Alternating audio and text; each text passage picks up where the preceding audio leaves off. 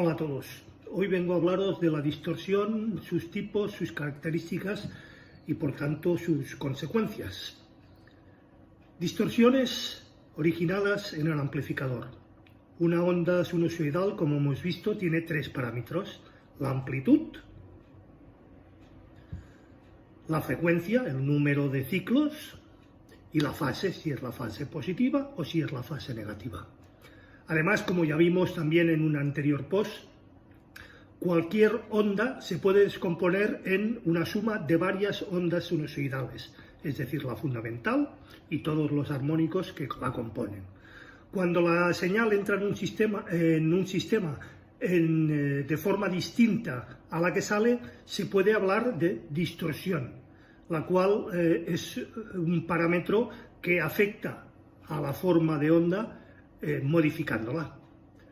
Distorsión en frecuencia que depende de la respuesta en frecuencia del sistema. La diferencia de amplitud entre la entrada y la salida y señales distintas de frecuencias o en una misma señal compuesta de sus armónicos. En audio, los circuitos que realizan esta función son los controles de tono o los ecualizadores.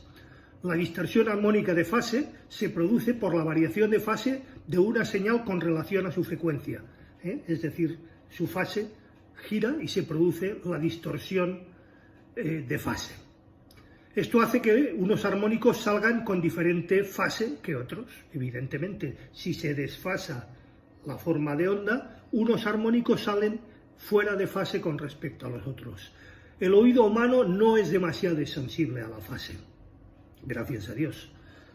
Esta incluso puede ser utilizada si se tiene varios altavoces para que parezca que el sonido viene de un origen distinto, es decir, poniendo los altavoces en diferentes distancias se consigue lo que se llama una diferencia de fase y parece que el sonido venga de mucho más atrás o mucho más adelante de lo que en un principio sería lo normal.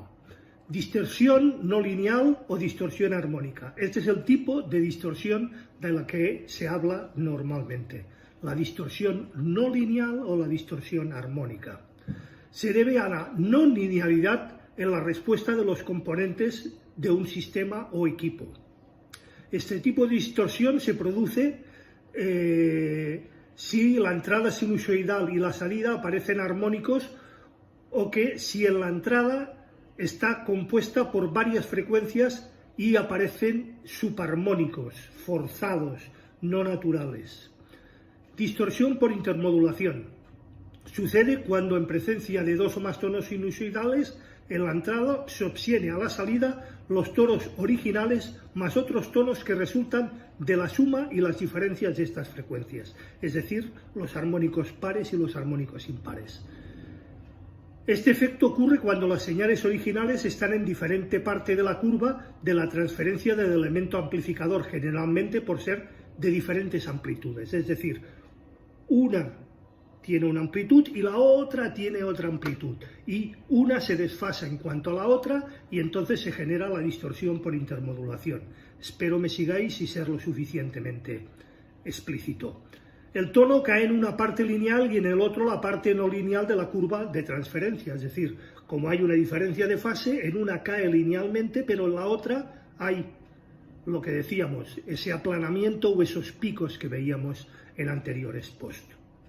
Este defecto es aprovechado por los receptores superheteroidinos, los receptores de broadcast, de radio, en los que se sintoniza la frecuencia por diferencia entre la señal de radio sintonizada y el oscilador local. Para esto existen varios métodos de medida. Uno de ellos que cumple con la norma SMPTE estándar RP 120 de 1994. Esta usa dos tonos, uno de 70 ciclos y otro de 6 kilociclos, con una relación de amplitud de 4:1. Distorsión por cruce por cero. Otra más. Este tipo de distorsión ocurre únicamente con los amplificadores de clase B y en clase AB, aunque en estos últimos con mucha menos proporción y mucha menos afectación. En los amplificadores de clase B existen dos transistores complementarios, Mientras uno está polarizado, el otro está apagado y viceversa. Cuando la onda de la señal cruza por cero, es decir, cuando el ciclo positivo está en el punto cero y empieza el cruce negativo, existe un tiempo en cuanto que ninguno de los dos transistores está polarizado y ahí se produce una distorsión por cero, es decir, la curva debería ser continua, deja de ser continua y se produce esta distorsión. Distorsión por intermodulación de transistores, distorsión que ocurre fuera del amplificador, distorsión Doppler. La distorsión Doppler es cuando se utiliza un altavoz de rango extendido, full range, y cuando en el baffle no hay suficiente división en el espectro de audio o número de altavoces, como para evitar este efecto que ocurre con el siguiente fenómeno. Los sonidos graves, con más potencia del equipo que los sonidos agudos, evidentemente, como ya vimos en el post del viernes pasado, lo que generan es que no es raro que, por ejemplo, con una señal de 50 watts en el equipo, las bajas frecuencias requieran pues la mayor potencia. En cambio, el tweeter o los agudos solamente un 15% de esta potencia. El cono del altavoz que reproducirá la nota más baja actúa como un pistón y se desplaza considerablemente hacia adelante y hacia atrás. Esto creo que todos lo tenemos claro. Si simultáneamente se reproduce en el mismo baffle y con el mismo altavoz una nota bastante más aguda, será una parte menor del cono la que vibre y por lo tanto la oscilación mecánica será mucho menor. Al estar la señal más aguda montada, es decir, un solo altavoz montada sobre el mismo pistón que se desplaza hacia adelante y hacia atrás, hará que se reproduzca con un efecto Doppler el tono más agudo. El tono se elevará en cuanto el cono se acerque y se reducirá en cuanto el cono se aleje del oyente, evidentemente. Hablaré al respecto en un próximo post sobre los altavoces de Open Baffle o altavoces dipolo sobre estos efectos y efectos parecidos en cuanto a la distorsión por efecto Doppler. Distorsión por fase en el recinto. Los sonidos agudos viajan, como hemos visto, más rápido que los sonidos graves en el medio, que es el aire. Si los distintos altavoces están todos en un mismo plano, reciben las señales graves y agudas en fase, al oyente le llegará mucho más pronto, evidentemente, el sonido agudo que el grave. Frecuencia mínima de la habitación. Muy importante este punto. La nota más grave que es capaz de reproducir una habitación no tratada acústicamente depende al 100% de las dimensiones de esta sala. Una sala normal no bajará más allá de los 50-60 Hz, por mucho que nos empeñemos. Las dimensiones de una sala normal no nos permiten bajar más allá de los 50-60 Hz, por muchos subgraves, por muchos 15 pulgadas, por muchos 18 pulgadas o por muchos 20 pulgadas que algunos llegan a colocar como subgraves.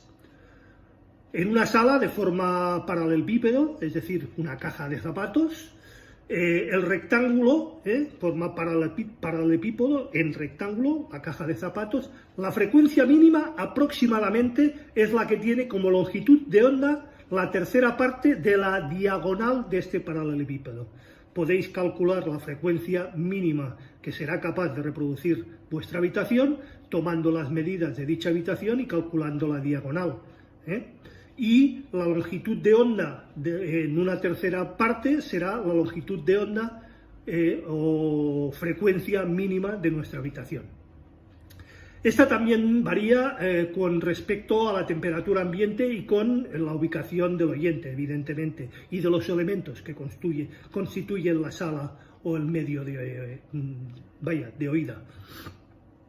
En psicoacústica es más que conocido que la escucha de armónicos de un sonido grave, ausente, hace que el cerebro reconstituya el sonido faltante, como ya vimos en un anterior post. es decir, si en un oído llega una frecuencia y en el otro llega otra, el cerebro reconstruye la diferencia entre una frecuencia y la otra. Por eso, un refuerzo o realce de sonido alrededor de los 100-150 Hz, como hacen bastante gente, hace que el equipo parezca que suene más grave de lo que suena en realidad. Esto es un truco que aplica bastante gente para hacer que parezca que la sala tiene más graves de los que tiene realmente, haciendo con la ecualización un pequeño realce de 2-4 dB en la zona de 100-150 Hz. Pero esta forma de audición puede producir fatiga y hasta dolores de cabeza en muchos casos. Por ese motivo, los graves son más plenos y más naturales en teatres, cines o salas de concierto, debido a las dimensiones mucho mayores involucradas en la reproducción de este sonido y por lo tanto la diagonal y por lo tanto la frecuencia mínima que nos podremos reproducir en ellas. Existen fórmulas para calcular la frecuencia mínima reproducible en un recinto según sus dimensiones en Internet. Os aconsejo que si estáis interesados rasquéis un poco en San Google y encontraréis estas fórmulas.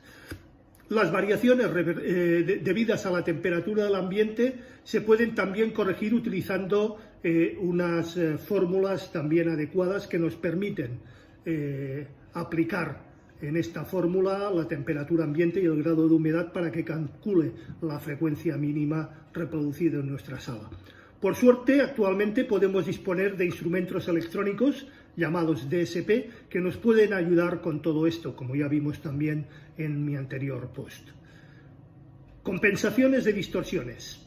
La compensación de las distorsiones se realiza mediante técnicas de realimentación. Distorsión debida a la realimentación. Todo amplificador que tiene un tiempo de tránsito es el que en el tiempo tarda en salir la señal respecto a la entrada en el preamplificador. Cuando se aplica realimentación negativa, en muchos casos, una porción de la señal de salida se introduce otra vez en la entrada, de manera que se reste con la señal original. A estar desfasados, se restan también, como vimos en anteriores posts. Con los amplificadores de tránsito instantáneo, este efecto no existe. Siempre hay una demora y la señal que se resta no coincide con la que está entrando. En las pruebas con ondas sinusoidales puras, esta no se aprecia demasiado, ya que la salida sigue siendo sinusoidal. Además de la señal de entrada no varía y es siempre de tono fijo. Sin embargo, la música es altamente dinámica y su espectro en un osciloscopio es más parecido a un registro de un sismógrafo que no a una onda sinusoidal pura. En los casos en los que la señal tiene mucha complejidad y transientes abruptos, un retraso apreciable redunda en muchísima más distorsión. Es decir, si por retroalimentación la forma de la señal es muy compleja, se producirán más desfases y por lo tanto más distorsión. En los equipos a válvulas, la realimentación negativa, para que os hagáis una idea, rara vez supera el 10%, cosa que en algunos amplificadores y en según qué clases llega a este 10%. Estos son la respuesta mucho más rápida que los transistores, ya que estos no dependen de la circulación de corriente. Por esta razón es por la que muchos amplificadores valvulares suenan mejor, con una distorsión armónica total del 0,1%, que equipos a transistores con distorsiones armónicas totales mucho más inferiores. Ejemplo del 0,05 en lugar del 0,1, pero sonará mejor un equipo a válvulas debido a que su retroalimentación es muy inferior. A no tener transformador de salida, los de estado sólido pueden soportar mayores retroalimentaciones que los valvulares. Con señales de pruebas sinusoidales no se aprecia el fenómeno, pero con otro tipo de señales, como por ejemplo una onda cuadrada en amplitud con una onda sinusoidal, se observará, si lo utilizamos y lo visualizamos en un osciloscopio, como que una parte de esa onda queda borrada por la sobremodulación y los sobreimpulsos. Mayores niveles de realimentación negativa y retraso considerable hacen que las frecuencias de sonido sean más apreciables especialmente en la música clásica o con instrumentos de cuerda. Es decir, la distorsión se notará mucho más en este tipo de música que en música rock, con incluso distorsiones ya generadas en la propia música, evidentemente. Es posible lograr alguna mejora si los transistores de la etapa de salida tienen mayor respuesta en frecuencias que los transistores amplificadores del previo, y también usando fuentes de alimentación separadas para las etapas del previo y las de potencia, o utilizando evidentemente pre y etapas separadas. Esto siempre será mucho mejor y tendremos muchísima menos distorsión. Con la utilización de fuentes diferentes se elimina la realimentación positiva que se usa para que compense el amplificador el recorte por disimetría o bootstrapping.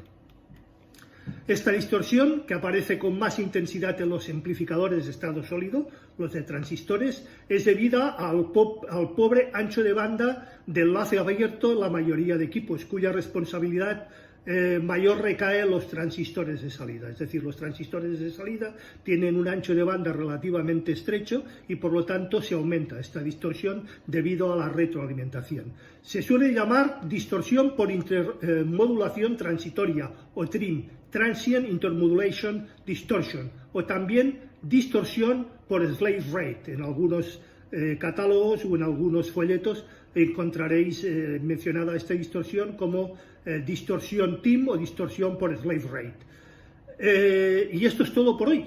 Espero haber aportado un granito más en el conocimiento de las distorsiones en nuestros equipos, en nuestros altavoces, en nuestros amplificadores, en nuestras etapas, en nuestros pres.